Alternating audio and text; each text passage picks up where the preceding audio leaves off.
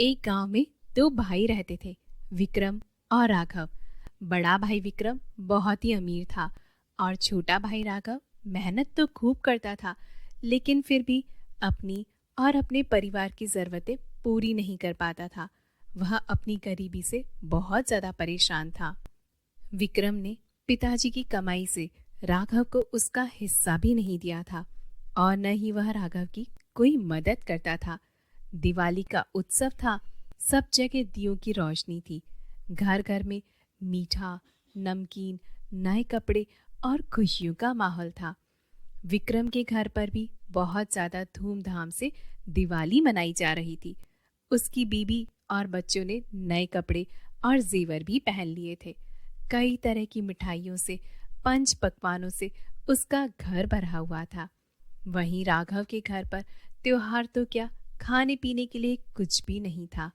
वह मदद के लिए अपने बड़े भाई के घर गया और अपने बड़े भाई से बोला, सुनो भैया, मेरे काम काज का अब कोई ठिकाना नहीं है। मैं बहुत परेशान हो चुका हूँ। मैं हर रोज घर से काम की तलाश में बाहर निकलता हूँ, लेकिन मुझे मायूसी के अलावा कुछ भी हाथ नहीं लगता। पर घर पर राधा और सूरज भी भूखे बैठे हुए हैं। भाई, मेरी कुछ मदद करो। मेरे पास पैसे आते ही मैं तुम्हारे कर्जे के पैसे लौटा दूंगा। अपने भाई राघव की ऐसी बात सुनकर विक्रम को बहुत ही गुस्सा आता है और वो अपने भाई से कहता है, सुन राघव, मैंने बहुत कड़ी मेहनत से ये ऐशो आराम कमाया है। आजकल खर्चे भी बहुत ज्यादा बढ़ गए हैं। तुम्हें भी कड़ी मेहनत करनी चाहिए। मैं तुम्हारी कोई मदद नहीं कर सकता। अब तुम यहाँ से जा सकते हो। सुनो भैया, पिताजी ने मुझे जो हिस्सा दिया था वही आप मुझे वापस लौटा दो। मैंने आज तक तुमसे कभी कुछ भी नहीं मांगा, लेकिन आज मेरे बुरे दिन चल रहे हैं, इसलिए मैं अपना हिस्सा आपसे मांग रहा हूँ। ए राघव, तेरी इतनी हिम्मत कि तुम मुझसे हिस्सा मांग रहा है? अभी यहाँ से दफा हो जा, वरना मुझसे बुरा कोई भी ना होगा। राघव को अपने भाई के बर्ताव से बहुत बुरा लगा। वो काम की खोज में जंगल की ओर चल पड़ा। कुछ दूर चलते ही उसे वहां पर एक बूढ़ी औरत दिखाई दी। उसके सामने लकड़ियों का ढेर पड़ा हुआ था। राघव ने सोचा कि अगर मैं इनकी मदद कर दूं तो हो सकता है ये मुझे कुछ पैसे दे दे। तभी राघव उनके पास जाता है और उनसे बड़े प्यार से कहता है, माता जी, मैं ये लकड़ियां आपके घर तक पहुंचा दूं। क्या आप मुझे इनके बदले कुछ पैसे दे सकती हैं? और भी अगर घर में कुछ काम होगा तो मैं वो भी कर दूंगा। जरूर जरूर बेटा, मेरी मदद करने के लिए मैं तुम्हें पैसे जरूर से दूंगी, लेकिन तुम इतने दुखी क्यों लग रहे हो? माँ जी, घर में मेरे बच्चे भूखे हैं। खाने के लिए घर में एक अनाज का दाना भी नहीं है। कहीं भी काम नहीं मिल रहा है। मैं बहुत परेशान हूँ। तुम दुखी मत हो। ये लो केसर की मिठाई। आगे चलते ही 4 घने पेड़ दिखेंगे और उनके पीछे ही छोटी सी एक गुफा है। उनमें 3 बोने रहते हैं। ये मिठाई उन्हें बहुत पसंद है। जैसे ही वो ये मिठाई देखेंगे वो तुमसे मांगेंगे। तुम इन मिठाई के बदले उनसे एक चक्की मांग लेना। चक्की के आते ही तुम्हारे दिन बदल जाएंगे। राघव ने बूढ़ी औरत की मदद की और उनसे वो मिठाई लेकर जंगल में आगे बढ़ने लगा। कुछ देर चलने के बाद उसे 4 बड़े पेड़ दिखाई दिए। उनके पास जाते ही राघव को एक गुफा दिखाई दी। उसका दरवाजा बहुत ही छोटा सा था।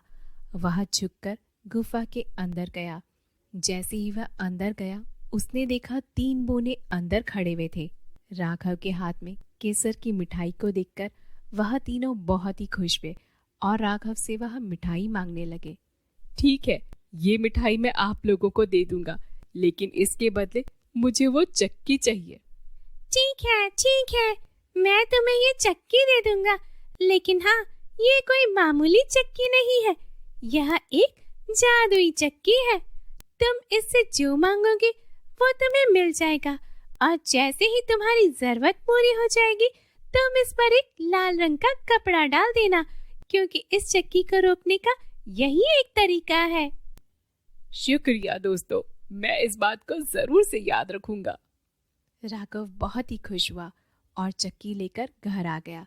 घर पर बीवी और बच्चे भूखे बैठे हुए थे। राघव ने पत्नी को सारी घटना बताई। उन्होंने एक चादर बिछाकर चक्की उस पर रख दी।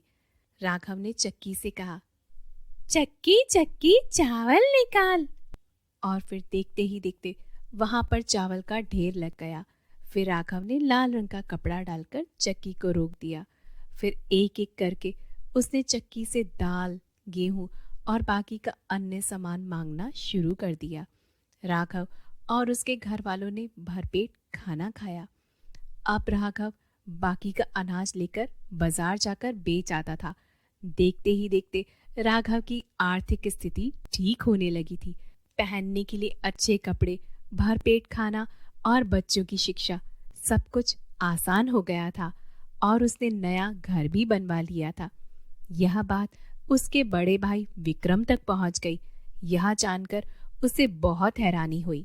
कल तक तो इस राघव के पास खाने के लिए भी पैसे नहीं थे, अब इतने सारे पैसे, नया घर, कपड़े, खाना पीना, बच्चों की शिक्षा कहाँ से आया इसके पास? मुझे यह राज जानना ही होगा। वह खाना खाने के बहाने राघव के घर गया और खाना खाकर वापस न जाकर वह खिड़की के बाहर रुक गया और छिपकर वह घर पर नजर रखने लगा। जैसे ही राघव ने चक्की से अनाज मांगा, चक्की ने अनाज देना शुरू कर दिया। यह देखकर विक्रम ने सोचा कि वह यह चक्की चुराकर घर ले जाएगा। दूसरे ही दिन राघव अनाज बेचने जब बाजार गया तो विक्रम चुपके से राघव के घर में घुस गया। सबकी नजर चुराकर वह चुपके से चक्की अपने घर ले आया और अपनी पत्नी और बच्चों को लेकर अपना घर, गांव छोड़कर चला गया और दूर कहीं जाकर दूसरे गांव में जा बसने का सपना देखने लगा। उसने एक नाव खरीदी और अपनी बीवी और बच्चों के साथ वह नाव में बैठ गया। उसकी पत्नी को कुछ भी समझ नहीं आ रहा था कि ये सब क्या हो रहा है। उसने पूछा, सुनिए जी, आप ये चक्की लेकर अपने गांव और घर को क्यों छोड़ रहे हैं? तभी विक्रम ने बोला, ये कोई मामूली चक्की नहीं है, यह जादुई चक्की है।